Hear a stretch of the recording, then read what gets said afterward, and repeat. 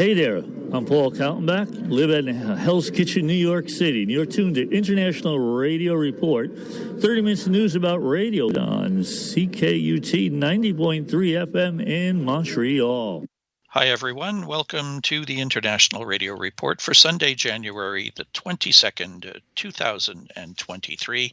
My name's Sheldon. I am here with Jill, and we thank you for joining us here on CKUT 90.3 FM in Montreal and on the web at ckut.ca, where you can get us live streaming and archived.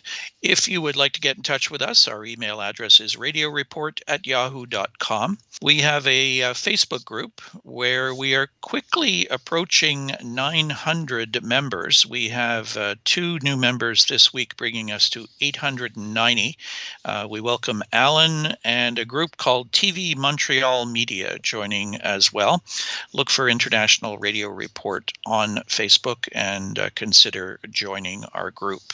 And if you want to listen to our show at your convenience, the best way to do that is through YouTube. We have a YouTube channel, youtube.com/@IRR. And there are 766 subscribers there. You can tune in anytime you like and listen into the most current show, or go back and listen to any of the shows you may want to listen to again, or possibly some shows that you missed. So lots of ways to track us down here on the show. We're going to start off with a story out of the United States. It comes to us from Radio World. And the headline is GBH awarded $16 million to digitize radio and TV broadcasts. I wasn't sure what GBH was at first, and then realized that it is formerly WGBH, Radio and Television, one of the major public broadcasting stations in the U.S., both radio and television. So as I said, this is from Radio World. The Mellon Foundation has just awarded Boston public media producer GBH $16 million. This money will support the American Archive of Public Broadcasting's, or the AAPB's, mission to digitize and preserve historic public radio and television programs from across the United States. The AAPB, in collaboration between WGBH, now GBH, and the Library of Congress. According to a GBH press release, this grant will support the digitization of up to 150,000 items, which in turn will double the current size of the archive collection. The $16 million will also support other critical work to preserve and share at-risk content currently residing on deteriorating media formats. The vast collection of public media programs is American history as seen through local, regional, and national lenses, but we are in a race against time to preserve these at-risk treasures now on fragile and obsolete formats, said GBH President and CEO Susan Goldberg. The AAPB archive currently contains nearly 100,000 items, which are available online for the public to stream for free, dating back more than 70 years. With thousands more available for research access. A few examples of the material include episodes of WNET's Black Journal, unedited interviews recorded for Eyes on the Prize, the kid-driven 70s series Zoom, and the entire gavel-to-gavel coverage of the Watergate hearings. The grant to GBH builds on previous support from the Mellon Foundation. Karen Cariani, a GBH project director, said, with this funding, the AAPB will be able to better support its contributing stations, as well as the growing number of users who rely on our digital archive for education, journalism, scholarship, and more. The AAPB was initiated by the Corporation for Public Broadcasting with a series of pilot projects before granting stewardship to the Library of Congress and GBH in 2013. So I'm assuming a lot of these programs are on video cassettes, maybe on audio cassettes, various formats that will deteriorate over time. So digitizing these radio and TV broadcasts is a way to preserve them. Yeah, this is a great idea. It's kind of interesting also because, I mean, the media represents a moment in time, so it's like a time machine. I look at YouTube. They have these old shows from the 70s or 80s or documentaries. I mean, it is a time machine. You go there and you look at that and you're like, wow. This is cool because I'm thinking of the CBC here in Montreal with all the archives they had, and they came to a point where I guess a lot of it was almost thrown away because they just didn't want to pay anyone or pay for converting them into some digital media that could stay forever, which is sad. So this is great. I know CBC had an extensive library of vinyl. Yeah. They used to produce, record live performances, concerts by Canadian artists and what have you, put them out on vinyl. And those archives were destroyed. Yep. And they were not converted to any sort of digital format. So those recordings are lost unless there's masters of them somewhere around that, are stored somewhere that they can convert. Those things are just gone. So to see, somebody here realizing that this is worth something and putting in a $16 million investment into it is certainly nice to see. So we have KDKA Pittsburgh that is receiving the 2023 World Radio Day Award. This is by Radio World. KDKA News Radio is the recipient of the 2023 World Radio Day Award for U.S. stations. The World Radio Day Award honors a station that exemplifies the best attributes of the radio industry. This is the 4th annual award. The Pittsburgh News Talk station is owned by Odyssey and can be heard at 100.1 FM and 1020 AM. World Radio Day is celebrated annually on February 13th in commemoration of the birth of United Nations Radio in 1946. The official international day was adopted by the 67th United Nations General Assembly in 2012. This year, the theme for the 12th edition of World Radio Day is Radio and Peace. KDKA, recognized as the oldest licensed radio station in America, was preceded in winning the award by Odyssey's sister station, 1010 WINS in New York, which received it last year. Other previous winners include WRHU at Hofstra University on Long Island and the inaugural winner, WTOP in Washington, D.C. We're proud to join the list of iconic heritage brands that represent the very best the radio in industry has to offer, says Michael Spacchiapoli, Senior Vice President and Market Manager of Odyssey Pittsburgh. Award jurors included representatives of Fletcher, Held, and Hildreth, Radio Inc., The Waste Agency, Talkers Magazine, McVeigh Media Consulting, Odyssey, and Radio World, which was represented by Editor-in-Chief Paul McLean. So congratulations. This is great. If you're not familiar with KDKA, if you're on the East Coast, anywhere in the eastern part of North America, KDKA is usually a clear channel signal on 1020 AM. So if you want to check them out, they're a news talk radio station, so you can hear them in the evenings. I'm not sure how many states they cover, but quite a lot in the eastern part of North America on 1020. Next we go, speaking of AM radio stations, we have an update from Paul McLean at Radio World. The headline is "The Slow Erosion in the AM Station Count in the United States Continues." The number of AM stations in the United States continued to decline slowly in the past year. There were 25 fewer licensed AM stations at the end of 2022 than a year earlier, according to fresh FCC data. The AM total has fallen about 3% over the past 5 years, according to Radio World's calculations, and now stands at 4,484 AM stations. The growth in FM translators continues. There were 84 more licenses in the category of translators and boosters at the end of 2022 from a year earlier. There are now 8,950, which is a growth of 18% over 5 years as the FM band continues to become ever more crowded. The category of FM full-service commercial stations added 10 licenses and is now at 6,686. Though that's very slightly below its level of 5 years ago. Meanwhile, FM Educational added 3 stations this year, and now stands at 4,207, up about 2% since 2017. The low-power FM category lost 54 licenses over the past year, and at 2015 total, it is down about 3% over 5 years.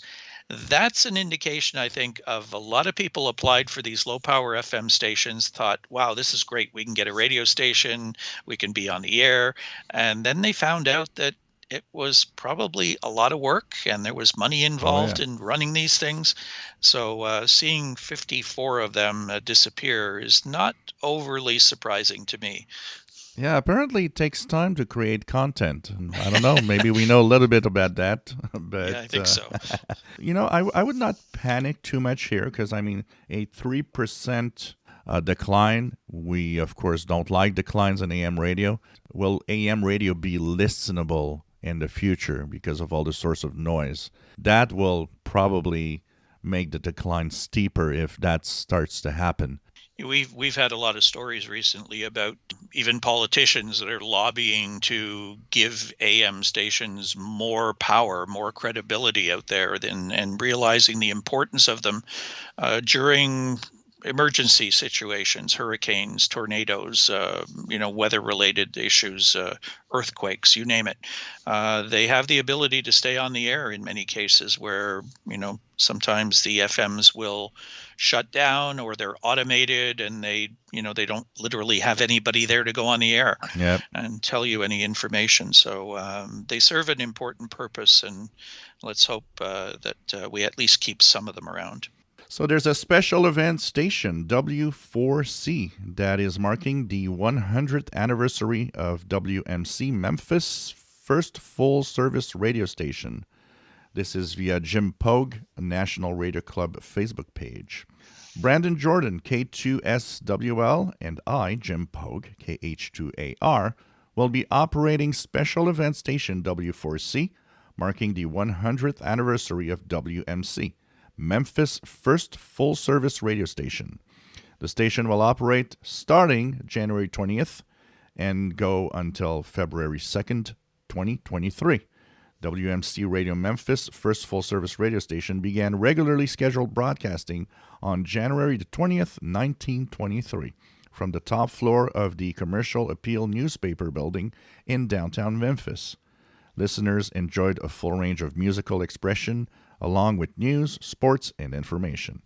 On January 23, 1927, WMC gave the Mid-South its first network programs when it affiliated with the National Broadcasting Corporation. Although Memphis was racially segregated at the time, early programs featured late-night concerts from blues singers. Bessie Smith performed at WMC in October of 1923. During the catastrophic Mississippi River floods of 1927 and 1937, WMC broadcast 24 hours daily information for steamboats, disaster relief agencies, and refugees. In the 1930s, WMC also operated 250-watt Apex station W4XCZ on 31,600 kilohertz.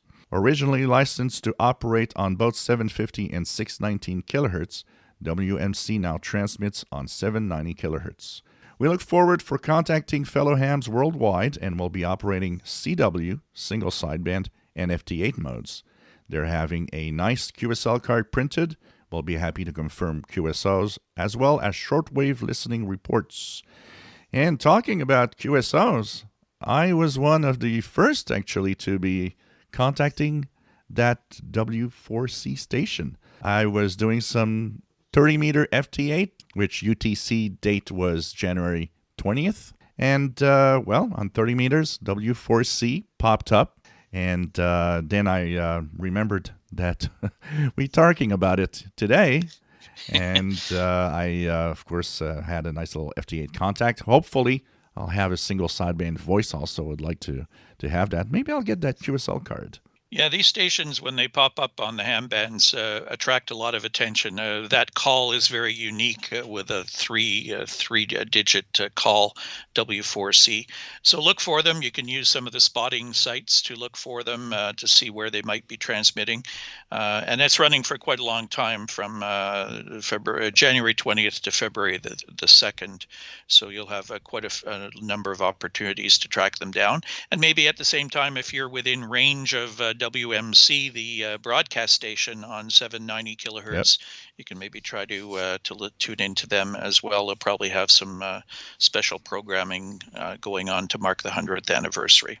So what's happening with our sun? Well, another week of very active sunspots. There were some solar flares, M flares mostly. And, of course, with that, a lot of the flares were sending out coronal mass ejections that did go a couple of times at minor geomagnetic storm levels. So propagation and conditions were changing almost hour by hour, actually. And I could see it on the handbands while I was doing contacts as there was shifting of what areas of the world I would get stations from. So it's changing propagation. One of the things that amazed me, and it shows with that solar flux above 200, Radio New Zealand passed local midnight, which is 05 UTC, on 15/7/20 in January. I don't remember ever hearing that before. It's usually a summer thing, and signal was actually surprisingly good. And so the solar flux 219 as we record, the sunspot number 166, and no real coronal holes. I think really what we will need to check out once again this week with the high number of sunspot groups is to check out the different solar flares that could happen, geomagnetic activity, and basically the only way that you can really witness the propagation conditions is to turn on a radio and listen. This is Gregory Majewski of Oakdale, Connecticut. You're listening to International Radio Report on CKUT 90.3 FM in Montreal. So we have a story about RFERL that is opening new offices in the Baltic states. This is by T. Carter Ross, Radar World. After suspending its operations in Russia in early 2022, following the start of that country's invasion of Ukraine, Radio Free Europe, Radio Liberty, has officially opened new offices in Vilnius, Lithuania, and Riga in Latvia. As first announced in March 2022, these new offices are part of a comprehensive strategy to counter disinformation and reach new audiences in Belarus and Russia. It will also allow RFERL to produce more Russian language content for the Baltic nations and beyond. RFERL President and CEO Jimmy Fly said, having served Latvian and Lithuanian audiences during difficult periods in their histories, we are excited to be able to return now to work together to provide new generations who are still denied freedom with access to unbiased reporting. These new offices mark RFERL's physical return to Riga and Vilnius, where the services maintained bureaus from 1992 to 2004. At the Vilnius launch on January 10th, Fly was joined by the Lithuanian president, Speaker of the Parliament, and exiled Belarusian leader, the U.S. ambassador to Lithuania, the former RFERL president, and member of RFERL board of directors and other esteemed guests. The Vilnius facility hosts journalists exiled from Belarus following the disputed 2020 presidential elections there. At the time, the RFERL Minsk bureau was raided and sealed, and the Belarus services websites were blocked in July 2021. In December 2021, RFERL was designated an extremist organization, a label that criminalized both the reporting and consumption of RFERL content.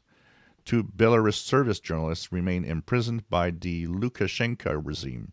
The Riga office will be one of RFERL's largest reporting hubs with state-of-the-art facilities. It will host journalists from the Current Time TV, a 24/7 Russian language news platform, along with the RFERL Russian service staff forced out of Russia in March of 2022. Additional news staff will be hired in Latvia too. The office will produce a wide range of Russian language content, including investigative journalism and non-news programming for RFERL's soon-to-be-launched streaming platform, VOTVOT, a new daily news program covering the Baltic states, focusing on the political and economic reality of the 3 EU members and their citizens, is also planned.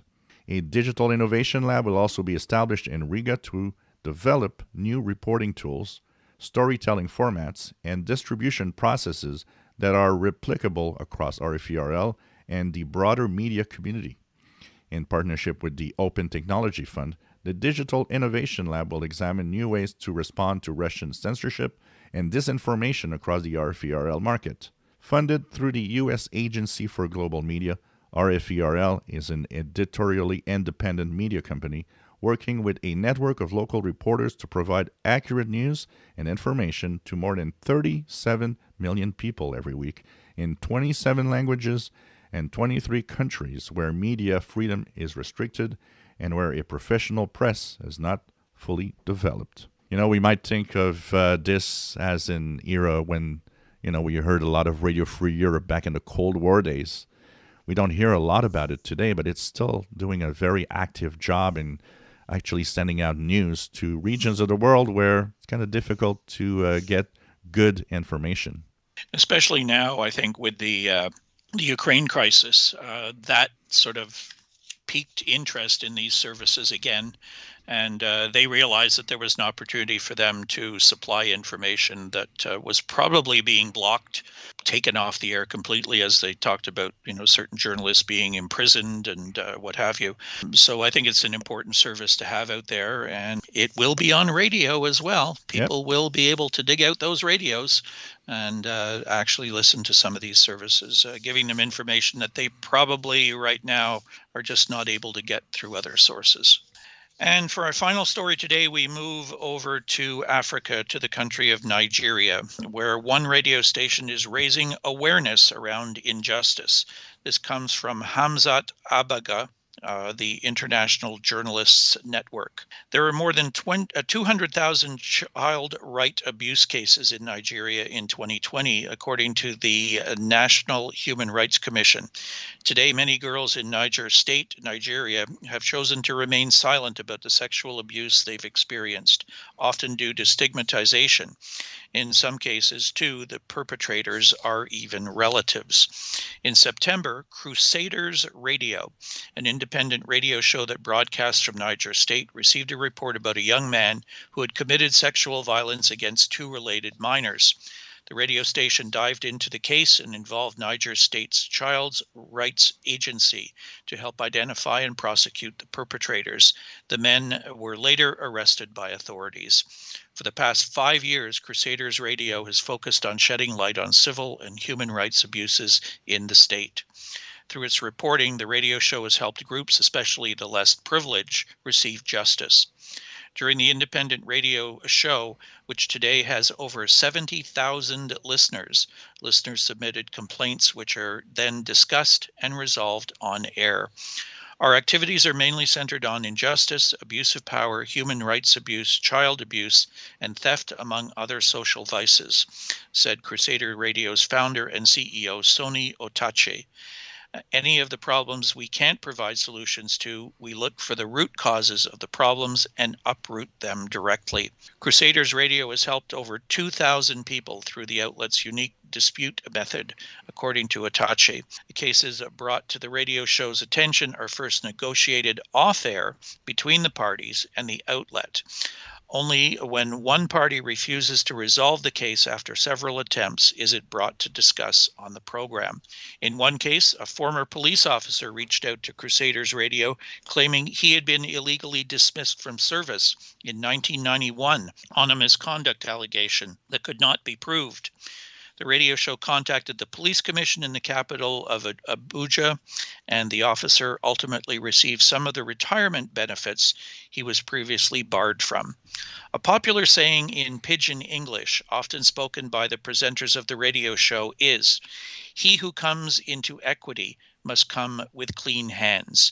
For those behind Crusaders Radio, this means that they must not take sides during the disputes. Going forward, the team plans to search for experts in pressing issues like elections, politics, or social conflicts for interviews and to offer timely insight. The main challenge Crusaders Radio continues to face is in gaining further trust among the public, including with government officials, in order for citizens to report cases to them without fear of reprisal or biased decision-making. Today, many victims of social injustice in Niger State have stories to tell, but have been unable to voice their problems due to a lack of opportunity. By providing a platform for victims to speak up and be heard, Crusaders Radio and programs like it are fulfilling a crucial need in the region.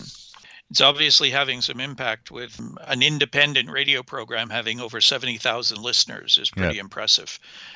So we congratulate them on the work that they're doing over there in Nigeria, which, I heard something about Nigeria this week, that within the next, I think they said 10 or 20 years, is going to become the fourth most populous country in the world, which I found that hard to believe at first, but I think it was on a Jeopardy question where I actually heard that, and I was trying to guess the answer, and then they came with the answer being Nigeria, and that was not one country I thought would have fallen into that category, but there's an indication where so many people in a country that has had a lot of problems over the years, and having services like Crusaders Radio is certainly helping out a lot of people there. According to the latest census of 2021, they are 213.4 million. Wow. You wouldn't think that. Nope. No. Surprising. So we have upcoming ham radio contests. We have a little bit of everything this week. I think if you're a ham, you'll find something that might interest you here. Starting with a CQ 160 meter band contest. It is in CW. 2200 Zulu January 27th to 2200 Zulu January the 29th. It's organized by CQ, 160 meters only, and it is CW only. Le Réseau des amateurs français, Union française des radioamateurs, contest, CW, 0600 Zulu January 28th to 1800 Zulu January 29th. The French HF Championship, Coupe de REF. Objective, French amateurs work as many amateur stations in many French of the 97 metropolitan departments, overseas territories, and DXCC countries of the world as possible, and foreign amateurs work as many French stations in as many of the 97 metropolitan departments and overseas French territories as possible. Bands are 80, 40, 20, 15, and 10 meters, and it's in CW. Next, the British Amateur Radio Teledata Group will hold the RTTY Sprint, 1200 Zulu January 28th to 1200 Zulu January 29th. It's on all of the amateur bands, but it is RTTY only. The UBADX contest, SSB, 1300 Zulu January 28th to 1300 Zulu January 29th, organized by the Royal Belgian Amateur Radio Union, bands 80, 40, 20, 15, and 10 meters, and it's in single sideband. And we have a big event coming up, the Winter Field Day, 1900 Zulu January 28th to 1900 Zulu January 29th, sponsored by the Winter Field Day Association. Winter Field Day is a communications exercise. It is held on the last full weekend in January and can be worked from the comfort of your home or in a remote location. You can participate by yourself or get with your friends, family, or a whole club involved. A Winter Field Day is open to participants worldwide. Amateur radio operators may use frequencies in the HF, VHF, or UHF bands and are free to use any mode that can faithfully transmit the required exchange intact. Similar to the ARRL's Field Day, bonus points are earned in several ways, including using non-commercial power sources, operating from remote locations, satellite contacts, and more. So it's all bands, HF, VHF, and UHF, and it's all modes. So that's the Winter Field Day contest. Sounds pretty unique. And so we are out of time. We thank you for tuning into our show. We are here every Sunday morning at 10:30, 15:30 UTC. And of course, you can get us online at ckut.ca and through our YouTube channel. Look for International Radio Report and join our Facebook group, also International Radio Report. Have a great week, everybody, and we'll talk to you again next Sunday. Bye-bye.